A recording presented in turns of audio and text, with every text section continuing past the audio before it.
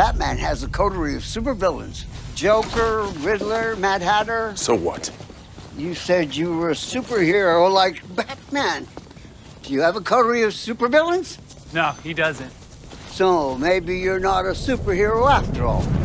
All right, DC junkies, buckle up because Peacemaker is back and it's about to get messier than a bar brawl at the Hall of Justice. Season 2 of John Cena's R-rated anti-hero Circus premieres August 21st. And it looks like we're not just getting more jokes about buttholes and patriotism. Patience? Dude, can I trust you? No. No? I don't know you, man. Dude, I really need somebody I can Don't trust me, man. Truth is, I'm supposed to be in prison. For what? Superhero shit. We're getting a full-blown villain palooza. And this time, it's personal. Like, Dad is back from the dead personal. The director just dropped some piping hot intel on 6 villains lined up for this season, and we're diving into all of them. From returning nightmares to brand new wild cards that sound like they came out of James Gunn's late-night fever dream. In today's breakdown, we'll go over 5 major villain segments, each more insane than the last. White Dragon, Peacemaker's very racist and very dead, Dad, Red Saint Wild, the Eagle Hunter from Hell Judomaster, the crunchy, snack-loving karate kid with loyalty issues, Maxwell Lord, the sleazy recruiter with Justice League dreams and major trust issues, White Rabbit and Rick Flag Sr., the wild card assassin and the grizzled dad on a revenge tour. We'll explore how each villain ties into the emotional mess Peacemaker left behind in Season 1, what their powers and roles could mean for Season 2's larger story, and what kind of mayhem they'll likely unleash. Oh, and we'll talk Eagly, because if anything happens to that majestic bird, we riot.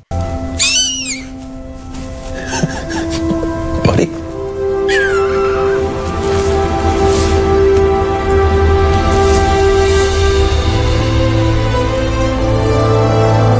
So whether you're here for the emotional trauma or just to see John Cena cry in a toilet again, this one's for you. Let's unpack all the villain tea in Peacemaker Season 2 and find out who's really about to bring the pain. Watch out the video till end, or Judomaster might just roundhouse kick your snacks.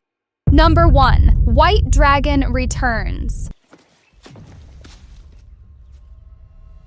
You thought you could lose me by killing me, boy? I'm in your head.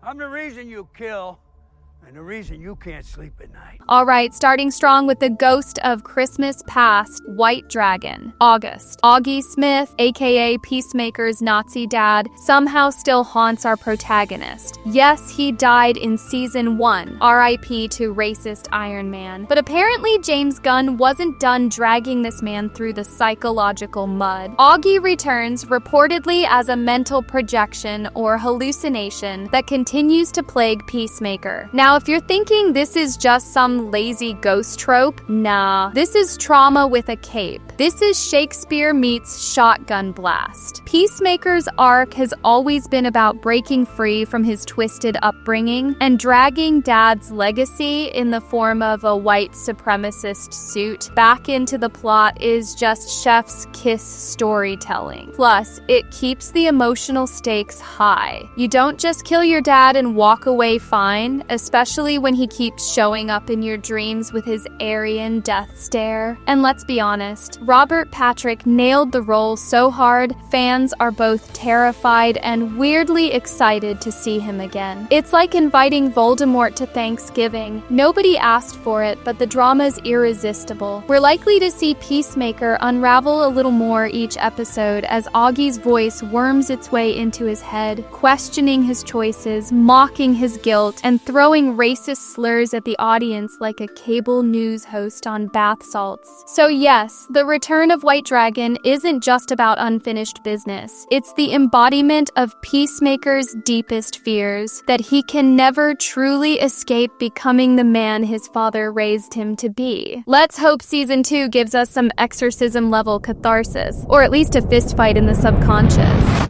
Number 2, Red Saint Wild takes flight. This is fucking amazing. Dad, grab my phone. I don't want to move. Dad?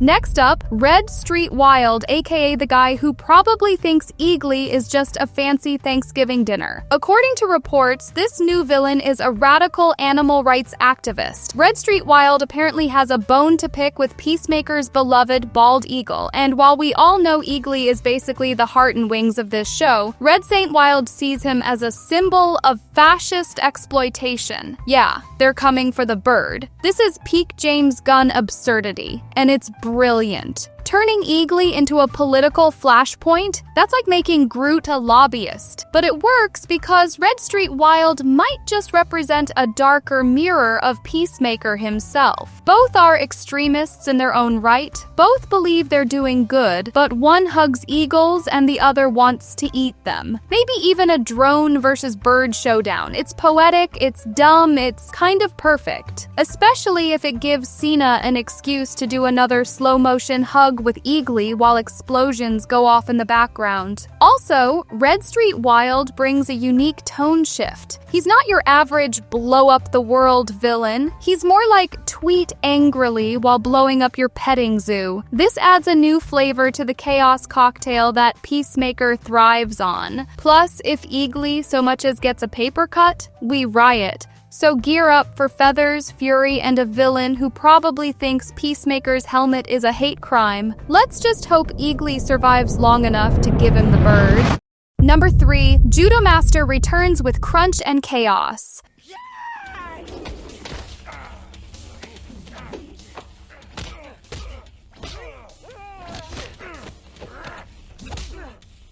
Oh my god, he's hilarious looking. Oh, he's getting mad.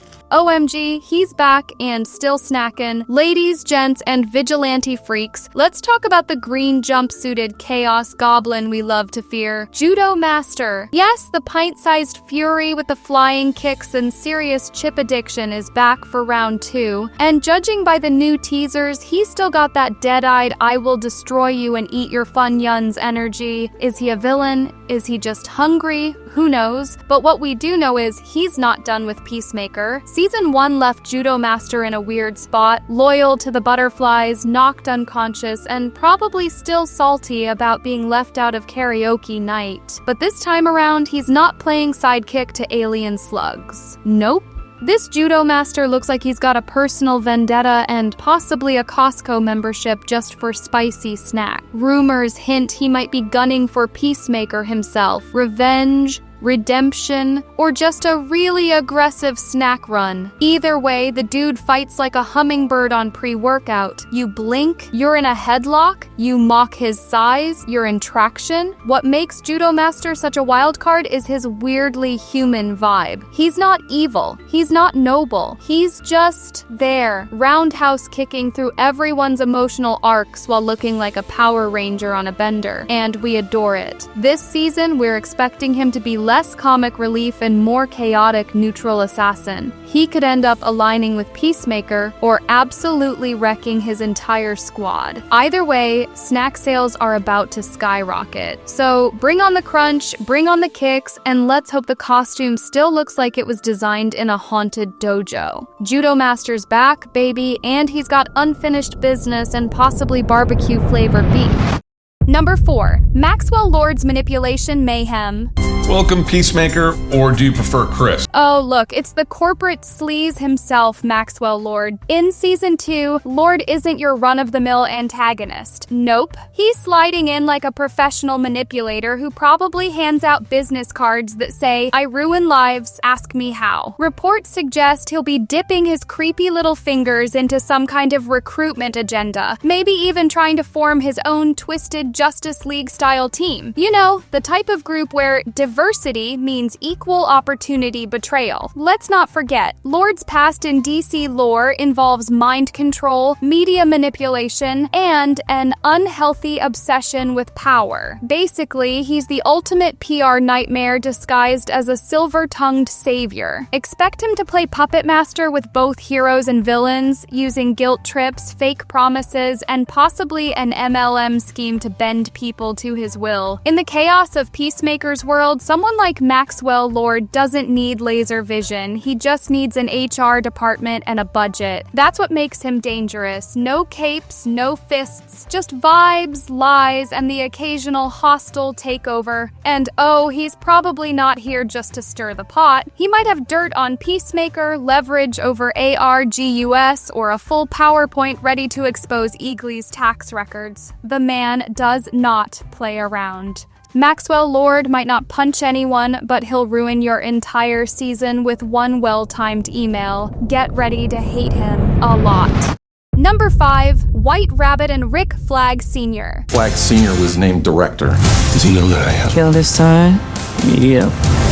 Bring me Peacemaker. And now the final twist in our villainy pretzel, White Rabbit and Rick Flag Sr., aka the assassin who makes Harley Quinn look subtle and the war daddy of your nightmares. White Rabbit is described as a psychotic killer with a chaotic edge, and if that doesn't scream James Gunn fever dream, I don't know what does. She's got that Harley meets Lobo energy, unpredictable and unhinged with a flair for violence and maybe fashion. Expect every scene with her to be a cocktail of glitter, gore, and deeply confusing thirst tweets. Then there's Rick Flag Sr., yes, that Rick Flag, but older, meaner, and twice as likely to slap you for disrespecting the military. With his son dead thanks to Peacemaker's Season 1 antics, Flag Sr. has major revenge energy. He's not showing up to talk, he's showing up to end stuff, possibly with grenades. Together, these two feel like a walking contradiction, military precision and pure chaos. Is White Rabbit manipulating Flag Sr.? Are they working for Maxwell Lord? Their inclusion adds another layer to Peacemaker's guilt trip buffet. If Flag Sr. confronts him, it's going to hit harder than a Waller backhand. And with White Rabbit in the mix, who knows? Maybe we get the world's most violent buddy cop sequence. What's clear is this: these two aren't just padding the villain lineup. They're volatile, dangerous, and weirdly symbolic of the world Peacemaker inhabits, where everyone's damaged, everyone's dangerous, and nobody gets out clean. Expect blood, betrayals, and probably a scene where White Rabbit kills someone with a glitter bomb, because subtlety is dead. So that's the rundown, folks. Stay tuned and hug Eagly while you can. Whew, that's a whole villain buffet, huh? Nazi ghost dads, crunchy green ninjas, radical bird haters, shady CEO types, and glitter-soaked assassins. Peacemaker Season 2 is officially shaping up like a group therapy session gone off the rails. And look, if these maniacs don't give you whiplash, I don't know what will. Will Peacemaker finally break free from daddy issues? Will Judomaster run out of snacks? Will Eagly survive the chaos? I have questions and trauma. So here's what I need from you. Smash that like button harder than White Dragon's ghost slaps Peacemaker. Drop a comment with your favorite villain or crackpot theory, and subscribe because Season 2 is gonna be wilder than White Rabbit on Red Bull. Oh, and don't forget to ring that bell, or Judomaster might roundhouse your notifications. Catch you next time on Holly Molly, where the drama's DC deep and the sass is full volume.